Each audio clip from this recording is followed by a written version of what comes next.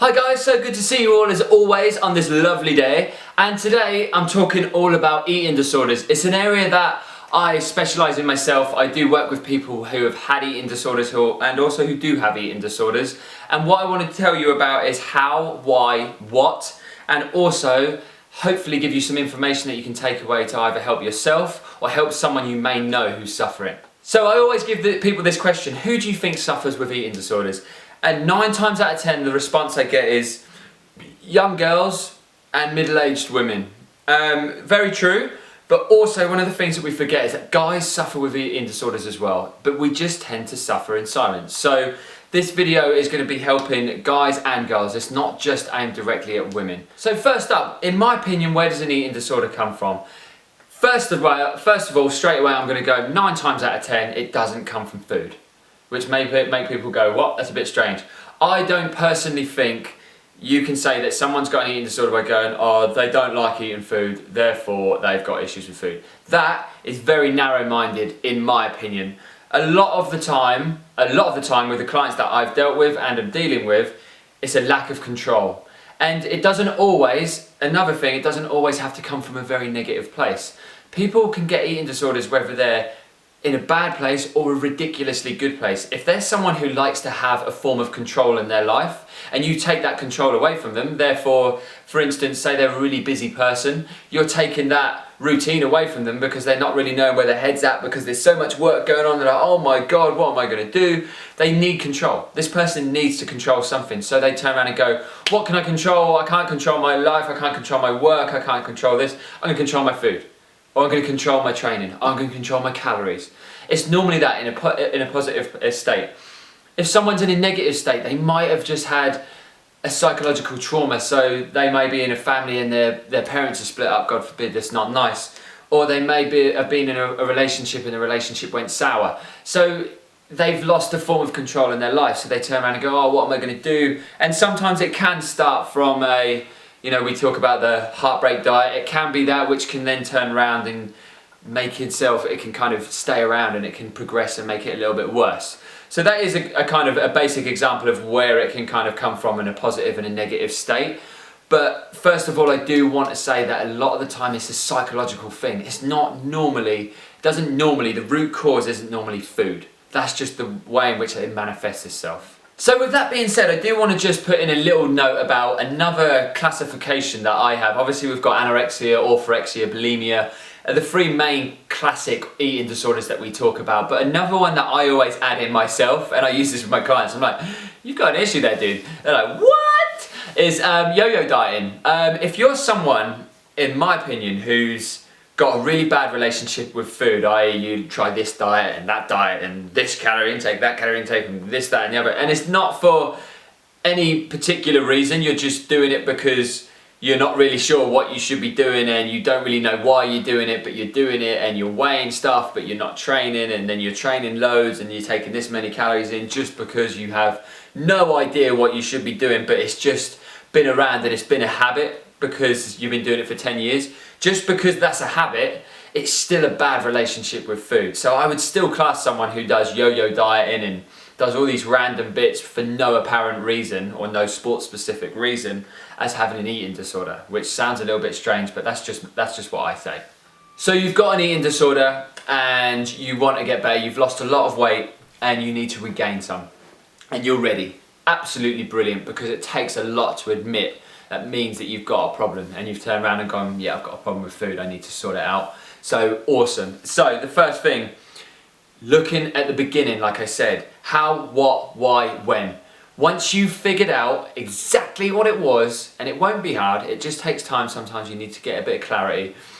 Once you've figured out exactly what it was that triggered the bad relationship with food, you've regained, naturally, you would have regained a little bit of control, which means you can ease up a little bit on your food. So we're getting to your food. I want you to look at healthy foods. I don't want any of my clients who come to me with an eating disorder, it's not about banging their calories up by 500 or 1,000 calories a day, just like that. I never work with anyone with an eating disorder on short term. It's at least a 6-month protocol. And that's purely because I want you to understand how your body works, I want to understand what food is, And I want your body to understand what food is and how to break it down and how to best recruit the nutrients that it needs or absorbs the nutrients. And a lot of the companies that I know out there, that they work purely on BMI. Nothing wrong with BMI, but it doesn't work. It doesn't work with eating disorders at all. To class someone as healthy or unhealthy based on their BMI when they've got weight issues and food issues, it just doesn't compute. It's just people ticking their boxes and going, conveyor belt, get them out of the door. My job is to help you be healthy, and you need to learn to be healthy to be a healthy person. So you need to get single ingredient foods, just the same. You need to get healthy foods in, and you need to get an idea of where your base calories are at the moment. So if you have no idea what you're eating at the moment and you just go, I just don't really eat a lot, or I don't eat regularly, or I have issues with this and this, get MyFitnessPal. It's a really good downloadable free app, and you can track your calories for a week. And for instance, let's start, say your base calories at the moment were, you're not training, so you're not active, you're not having any sort of form of exertion, as it were, and you're eating 800 calories a day, which is ridiculously low, but let's talk in extreme cases. I would be working with you on weekly going up by 50 calories to maybe 100 calories a day.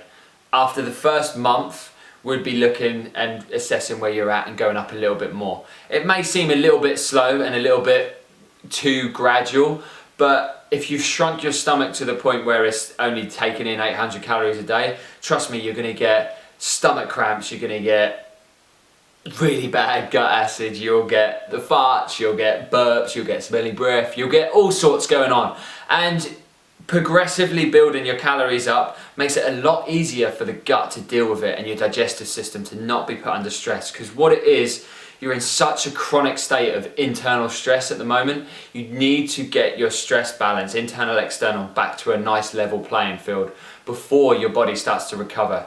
So regulating stress is so important. So gradual progressions in your food, one of the most simple ways that I work with my clients, because again, looking at your plate psychologically, if there's a hell of a lot more food on there, you're going to get freaked out.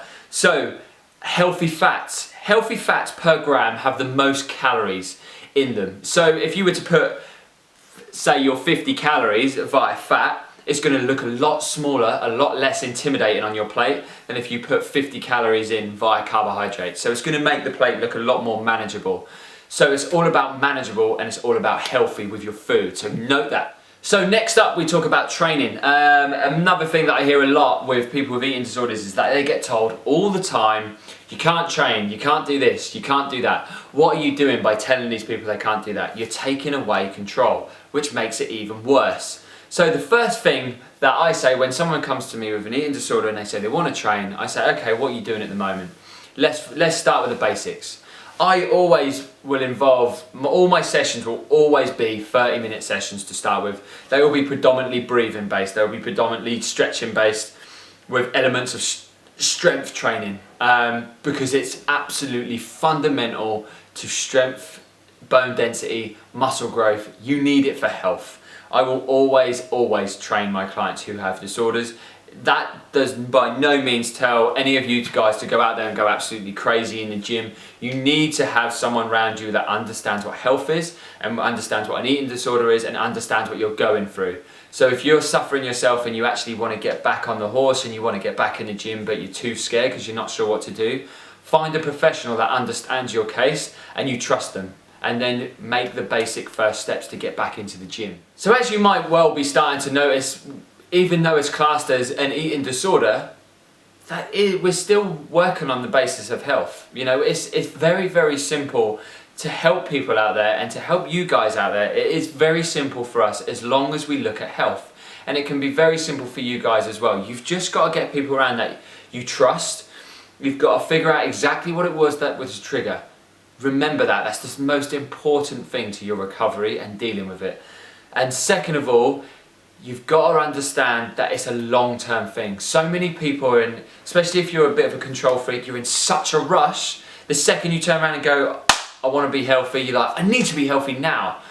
It doesn't work like that. You need to regulate your internal and external stress. You need to get the balance right. And one thing that I will warn you along the road, if you do start to go down the path of health and you start to gain some weight and you start to get your stress balance levels back, You may have a week where you suddenly, your internal levels come down and your external levels go up a little bit, and you kind of have a little bit of a boop, and you feel a little bit snotty and you have a runny nose and you feel like you get a bit of a cold for a week. That is actually a good sign that your stress levels are starting to balance out. So don't look at that as a negative, just keep plowing through. So also with your calories, remember 50 to 100 calories extra a week until you get to a good maintenance level, which is between 2 and 2,500 on the average person to 3,000 on the average male as well.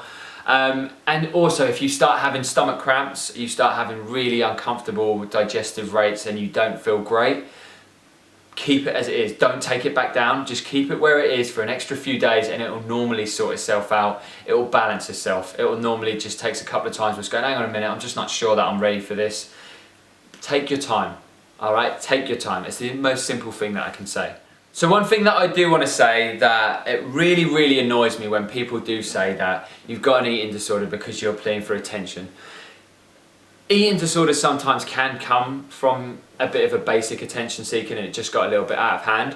But if someone's in a state whereby you're noticing it and they've got a fair few issues going on with their food, it's not attention anymore. So please do not ignore that person. Please do actually offer to help them.